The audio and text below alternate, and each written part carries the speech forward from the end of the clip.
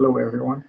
Today I'm going to talk about EDNet, which is a software-defined experimentation platform for aerial-to-ground wireless networks. So EDNet is a software-defined experimentation platform for aerial-to-ground wireless communications, networking, and sensing.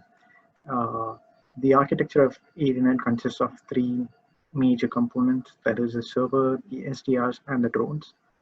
And as you can see in this image, we have a server stack which we have networked with USRPs, and the USRPs are connected to antennas and antennas on the UAV that we use. And this server stack is accessible either locally through a local area network, or it is even accessible remotely through the internet for a user not present in the lab. So the server consists of Dell EMC machines, and these machines are what we use for controlling the entire testbed. They provide remote users with access to virtual machines, and this allows for remote control and deployment of the code onto the testbed.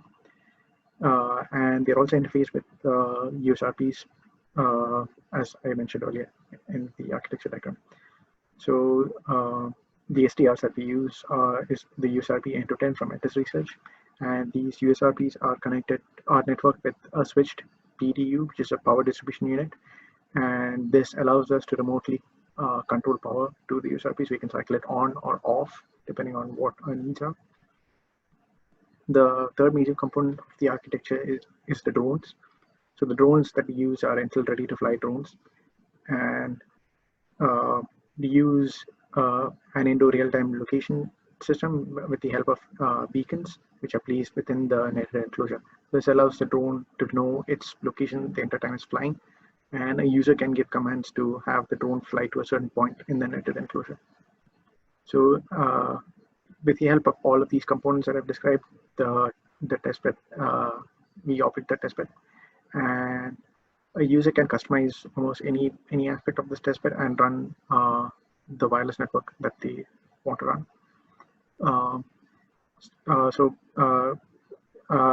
we use a database on the server that where we store the information of all of the USRPs, and this allows us to decide whether the USRP should be turned on or turned off. And there's an SQL database stored locally on the server. Any user will be able to remotely modify the contents of the database, allowing for other users to view changes made to the database. We also use a drone API, and this allows the user to interface with the drones, and you can send coordinates to the drones for flight within the enclosure.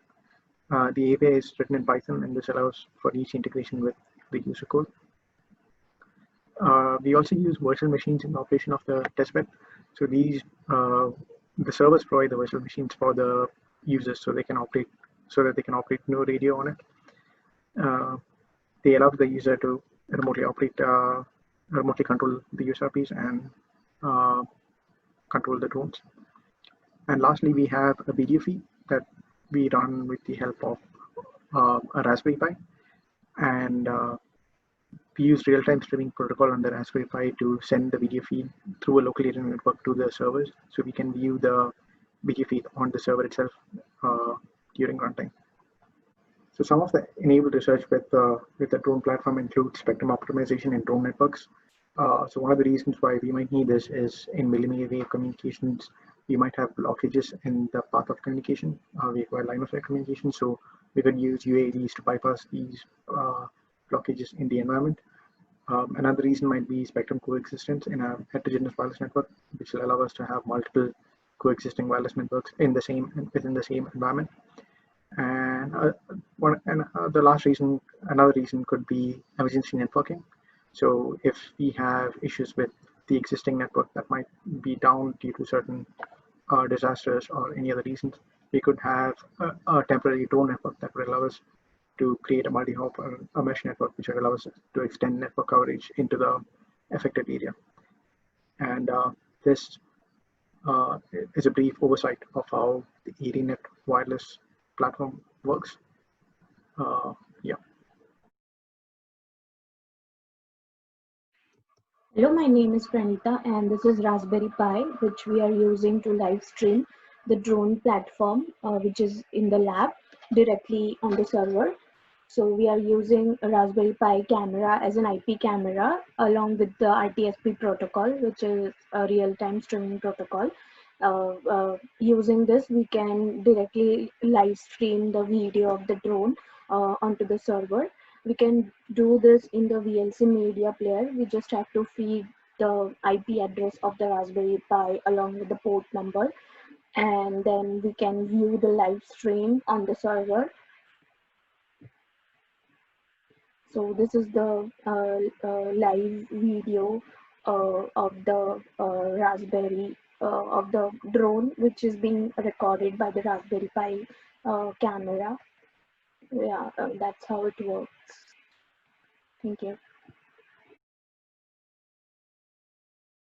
So the switched PDU operates as follows. We enter the static IP address of the switched PDU and then name and the password, and we log in.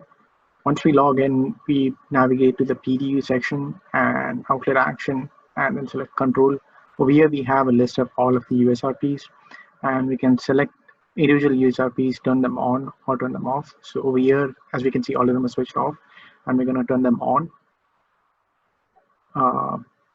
And we get some time to switch it on, and meanwhile we can check the USRP through terminal to see if it's turned on or not.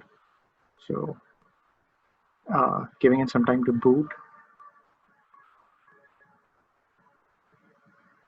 and there we have it. All three devices have been switched on.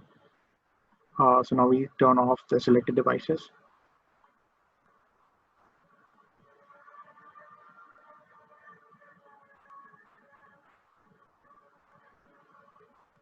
And running the command once again, we see that the devices have been switched off.